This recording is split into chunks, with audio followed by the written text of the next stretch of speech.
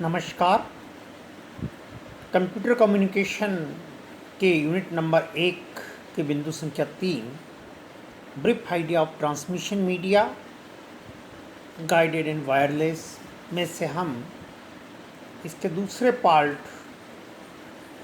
का इस video lecture में चर्चा करेंगे। पहला पार्ट गाइडेड ट्रांसमिशन मीडिया हम पहले वाले वीडियो लेक्चर के अंदर पढ़ चुके हैं।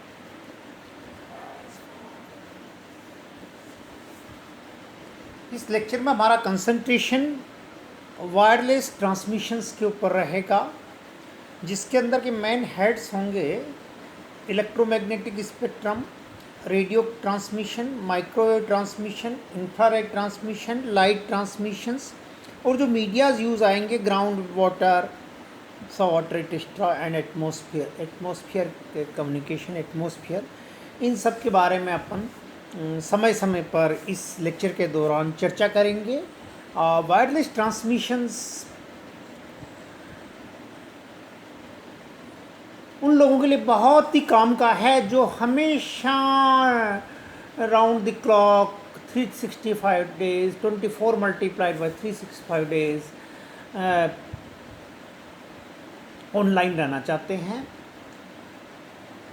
इन मोबाइल यूजर्स के लिए twisted pair, coaxial, fibre optics आदि कोई यूज़ के नहीं है, क्योंकि ये चाहे सा में हो, एयर में हो, स्पेस में हो या अर्थ के ऊपर हो, इनको कम्युनिकेशन चाहिए ही चाहिए। कंप्यूटर कम्युनिकेशन की ज़रूरत है।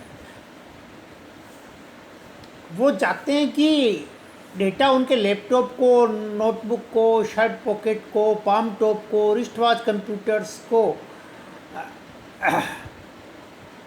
हमेशा हिट करता रहे, और इस बात के लिए केवल एक ही आंसर है, वो आंसर है wireless communication, computer wireless communication. तो इसमें से सबसे पहले हम वायरलेस कम्युनिकेशन किसके द्वारा संभव होता है उस स्पेक्ट्रम पर चर्चा करेंगे। उस स्पेक्ट्रम का नाम हम छोटी क्लासेस से बहुत अच्छी तरह से जानते हैं। अगर हम रिकॉल करेंगे तो हमारे जहन में आ जाएगा, हमारी मेमोरी में आ जाएगा एक स्पेक्ट्रम का नाम, that is called the electromagnetic spectrum. Light हम बचपन से जानते हैं, जिसकी वेलोसिटी छोटी क्लासेस से ही एक कांस्टेंट होती है, नियतांक होती है। आइंस्टीन ने बतलाया 3 × 10⁸ मीटर पर second free space c equal to f lambda. ये बातें हमें पहले से ही परिचित हैं। इलेक्ट्रोमैग्नेटिक स्पेक्ट्रम की तरफ हम देखते हैं तो ये बहुत ही कई वेव्स का स्पेक्ट्रम है। इसमें से जो कंप्यूटर कम्युनिकेशन के लिए या ट्रांसमिशंस इंफॉर्मेशंस के लिए या वायरलेस कम्युनिकेशन के लिए जो पोर्शन रिलेवेंट है वह है radio waves, microwaves, infrared waves and visible portion of the spectrum, that is the light waves. Ultraviolet, X rays, gamma rays इसलिए काम नहीं आती है कि इनकी एनर्जी बहुत हाई होती है। इनको प्रोड्यूस करना, रिप्रोड्यूस करना, ट्रांसमिट करना, ये सभी कॉस्टली और टिकलिस अफेयर होते हैं। इसलिए radio waves, microwave, infrared, visible light, यानी कि लो फ्रिक्वेंसी वेव्स से लेके और हाई फ्रिक्वेंसी तक की चीज़ें हम इसमें काम लेते हैं। कब तक की? विजिबल लाइट तक की फ्रिक्वेंसीज हम काम लेते हैं। अब इसमें से जो इलेक्ट्रोमैग्नेटिक स्पेक्ट्रम्स के अंदर जो भी पोर्शन हम यूज़ करते हैं, उस पोर्शंस के लिए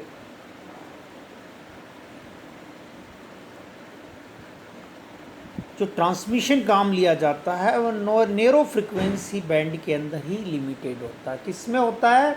नेरो फ्रिक्वेंसी बैंड के अंदर। नेरो फ्रिक्वेंसी किसको कहते हैं कि अगर फ्रिक्वेंसी का वेरिएशंस जो हो उसको सेंटर फ्रिक्वेंसी से डिवाइड किया जाए और जो हमको परिणामी चीज़ मिले वो एक की तुलना में बहुत बहुत कम हो, यानी कि del f upon f is very very less than one in mathematical format. तो इस फ्रिक्वेंसी को हम नेरो फ्रिक्वेंसी बैंड कहेंगे। हमारे अधिकतर जो ट्रांसमिशंस होते हैं नेरो फ्रिक्वेंसी बैंड के अंदर लिमिटेड होते हैं, लेकिन इसका मतलब नहीं कि वाइड फ्रिक्वेंसी बैंड काम में ही नहीं लिया जाता है। Wider band is also used with 3 variations, कि 3 वेरिएशंस के साथ में वाइड फ्रिक्वेंसी बैंड भी काम लिया जाता है। 3 वेरिएशंस कौन कौन से वेरिएशंस है? Frequency hopping spread spectrum, direct sequence spread spectrum और अल्ट्रा वाइड बैंड कम्युनिकेशन। आपने कम्युनिकेशन पढ़ा है, आप पढ़ रहे हैं, उसके अंदर आपको ये वेरिएशंस के नाम, या आपके कोर्सेज ऑफ स्टडी के अंदर इतना डेप्थ में नहीं है, फिर भी आपको as an electronics and communication engineer इनके बारे में नॉलेज होना ज़रूरी है। फ्रीक्वेंसी हॉपिंग स्प्रेड स्पेक्ट्रम के अंदर transmitter hops from frequency to frequency hundreds of times per second. ये मिलिट्री कम्युनिकेशन के अंदर बहुत ही काम का है, क्योंकि ये मल्टीपार्ट फेडिंग से रजिस्ट करता है और नैरो बैंड इंटरफेरेंस को भी रोकता है। तो मिलिट्री एप्लीकेशंस के अंदर फ्रीक्वेंसी हॉपिंग स्प्रेड स्पेक्ट्रम बहुत ही काम का होता है। दूसरा जो फॉर्मेट होता है स्प्रेड स्पेक्ट्रम का, जो कि वाइड बैंड ट्रांसमिशंस के यूज़ में आता है, वो है DSSS, direct sequence spread spectrum. कितना आसान नाम रखना याद है, DSSS। It uses a code sequence to spread the data signal over a wider frequency band. ये कोड सीक्वेंस यूज करता है जो डेटा सिग्नल्स को बड़ी फ्रिक्वेंसी के ऊपर फैला देता है। ये कॉमर्शियली यूज़ किया जाता है। पहले वाला FHSS मिलिट्री एप्लीकेशन में ज़्यादा यूज़ होता था, ये कॉमर्शियल में यूज़ होता था। एक मेथड होती है CDMA, code division multiple access, वो काम आता है। उसके बाद में जो तीसरा मेथडोलॉजी है वाइड बैंड के लिए, वो UWB, ultra wide band communication. Ultra means UWB sends a series of rapid pulses varying their positions to communicate information.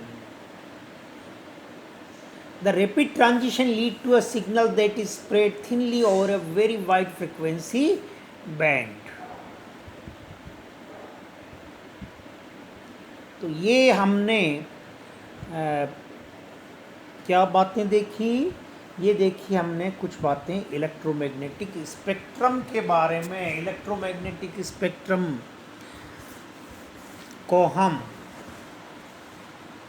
Very low frequency से गीगाहर्ट्ज़ तक या लाइट फ्रिक्वेंसीज तक हमने काम लिया है इस स्पेक्ट्रम को वायरलेस कम्युनिकेशन के लिए। अब ये जो स्पेक्ट्रम है, इसमें आप लेफ़्ट हैंड साइड की तरफ स्पेक्ट्रम को देखते हैं तो आपको वहाँ पर वेव मिलती है, रेडियो वेव्स। रेडियो वेव्स के थ्रू क्या ट्रांसमिशन पॉसिबल होता है? रेडियो ट्रांसमिशन पॉसिबल होता है। किस प्रकार का ट्रांसमिशन पॉसिबल होता है? रेडियो ट्रांसमिशंस पॉसिबल होता है। रेडियो फ्रीक्वेंसी वेव्स की क्या विशेषता है? They can be generated very easily, बहुत आसानी से उनका प्रोडक्शन किया जा सकता है। कैन ट्रेवल लॉन्ग डिस्टेंसेज, बहुत लंबी लंबी दूरियां वो तय कर लेती है। सॉलिड ऑब्जेक्ट से, बिल्डिंग आदि से, स्ट्रक्चर से, पेड़ आदि से वो आसानी से उनको पेनिट्रेट कर जाती है और ओमनी डायरेक्शनल होती है, चारों दिशाओं में फैल जाती है। इतनी विशेषताओं से युक्त radio frequency waves wireless communication में शुरुआती तौर से ही बहुत ज़्यादा काम में लिया जाता था। अब इनका जो प्रॉपर्टीज है वो क्या है? फ्रीक्वेंसी डिपेंडेंट है, आवृत्ति पर निर्भर करती है। आवृत्ति, लो फ्रीक्वेंसी वेव्स की क्या विशेषता होती है? डिफ्रेक्शंस के ज़रिए वो ऑब्स्टिकल्स से पार हो जाती है, पास कर देती है। लेकिन खराबी भी है, power falls off sharply with the distance from the source at least as fast as 1/r² in air. यानी कि लो फ्रिक्वेंसी वेव्स कुछ दूर जाके ख़त्म हो जाती है, कमज़ोर पड़ जाती है। Because as the signal energy is spread more thinly over a larger surface, this attenuation is called the path loss. अब हाई फ्रिक्वेंसी पर रेडियो वेव्स काफ़ी कुछ सीधी रेखा में चलती है और जिस ऑब्स्टिकल से टकराएगी उससे बाउंस ऑफ हो जाती है। इसके अलावा क्या खराबी और है कि वो बारिश से, रेन से, वाटर से एब्जॉर्ब हो जाती है।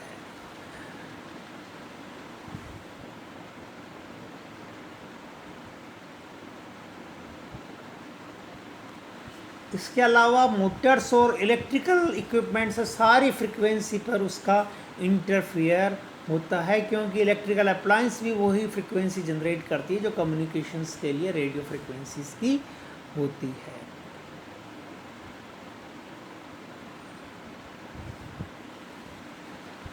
तो गाइडेड मीडिया के अंदर अगर हम रेडियो फ्रिक्वेंसी की को दोनों को कंपेयर करते हैं तो हम देखते हैं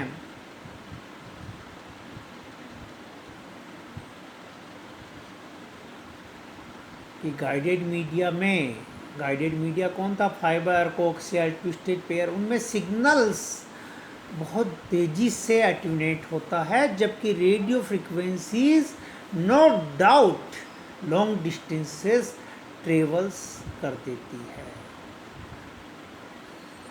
और अब मेन प्रॉब्लम एक और है कि यूजर्स आपस में इंटरफेरेंस करते हैं, इसलिए गवर्नमेंट्स के रेगुलेशंस इसको रेगुलेट करते हैं। रेडियो ट्रांसमीटर्स को कुछ नोटेबल एक्सेप्शंस को छोड़ के लाइसेंसेस की ज़रूरत होती है। अब ये रेडियो फ्रिक्वेंसी किस मीडिया के थ्रू ट्रांसमिट होती है? मेनली ग्राउंड वेव प्रोपोगेशन, ज़मीन के जरिए। ज़मीन के ऊपर जो शुरुआती फ्रिक्वेंसीज है, VLF very low frequency, low frequency, medium frequency, उनके जरिए ट्रांसमिशन होता है। और जो अपर बैंड है रेडियो फ्रिक्वेंसी में, HF और VHF, हमारा एटमॉस्फेयर की सबसे ऊपर की लेयर आयनोस्फेयर, आयन मंडल के अंदर जो आयनाइजेशन होता है उसके जरिए रेडियो ट्रांसमिशंस पॉसिबल होता है। हम AM रेडियो ब्रॉडकास्टिंग शुरू से ही देखते आते हैं जो कि MF बैंड को, मीडियम फ्रिक्वेंसी बैंड को यूज़ करता है। इसके बाद के अंदर हम जैसे जैसे फ्रिक्वेंसी के अंदर आगे बढ़ते जाएंगे, हायर फ्रिक्वेंसी की ओर आते हैं, तो हमको माइक्रोवेव ट्रांसमिशंस के बारे में जानकारी मिलती है। माइक्रोवेव्स रेडियो वेव्स के ऊपर वाला बैंड ऑफ फ्रिक्वेंसीज होता है और गीगाहर्ट्ज़ रेंज के अंदर होता है। जनरली एक लूजली डिफाइंड फ्रेम में 1 गीगाहर्ट्ज़ 3 गीगाहर्ट्ज़ की रेंज के आसपास ये बैंड आपको पाया जाता है। अब जितनी हायर फ्रिक्वेंसी होगा उतना ही लाइन ऑफ साइट कम्युनिकेशन होगा, यानी कि ये स्ट्रेट लाइन में ट्रेवल करती है। बिल्डिंग या सॉलिड ऑब्जेक्ट से तो पार हो ही नहीं सकती है और इसमें मल्टी पाथ फेडिंग की समस्या भी होती है। और माइक्रोवेव में क्योंकि केवल टावर्स लगा के ही एंटीना, रिसीवर, एम्पलीफायर और ट्रांसमिटिंग और रिफ्लेक्टिंग, रिसीवर और ट्रांसमिटिंग लगा के कुछ डिस्टेंस के ऊपर काफ़ी पैसा बचाया जा सकता है। और long distance telephone communication, mobile phones, television distribution, सब माइक्रोवेव ट्रांसमिशंस का उपयोग करना चाहते हैं तो स्पेक्ट्रम की शॉर्टेज हो जाती है। और इसको रेगुलेट करने के लिए फिर एक बार गवर्नमेंट्स को इंटरफियर करना पड़ता समय समय पर। अब माइक्रोवेव ट्रांसमिशंस की फाइबर की तुलना में काफ़ी फ़ायदे हैं, इनएक्सपेंसिव है, सस्ता है, नो केबल्स ले डाउन, ज़मीन में अंडरग्राउंड में साके थ्रू कोई लंबे चौड़े केबल्स डालने की ज़रूरत नहीं रहती है, only tower saving antennas required. So microwave transmissions के बाद में हम इंफ्रारेड ट्रांसमिशंस के बारे में बात करते हैं। Next range of the spectrum is the infrared. Visible spectrum में जो लोवेस्ट फ्रिक्वेंसी है वो रेड कलर की होती है, उसके नीचे जो वेव फ्रिक्वेंसी पाई जाती है वो इंफ्रारेड स्पेक्ट्रम पाया जाता है। Infrared spectrum used for short range communication. आप सभी लोग टेलीविज़न में रिमोट का काम लेते हैं, रिमोट के अंदर एलईडी लगाता है, उसमें से क्या ट्रांसमिट होती है, इंफ्रारेड। टीवी में भी डिटेक्ट कौन करता है, अगेन एलईडी, और रिसीव करता है। ये सारा का सारा किससे पॉसिबल होता है, इंफ्रारेड के ज़रिए। सो these are relatively directional because the high frequency, cheap, easy to build, can't pass through solids but have the limited use on the desktop. Lastly हम लाइट ट्रांसमिशंस विजिबल स्पेक्ट्रम के बारे में बात करते हैं।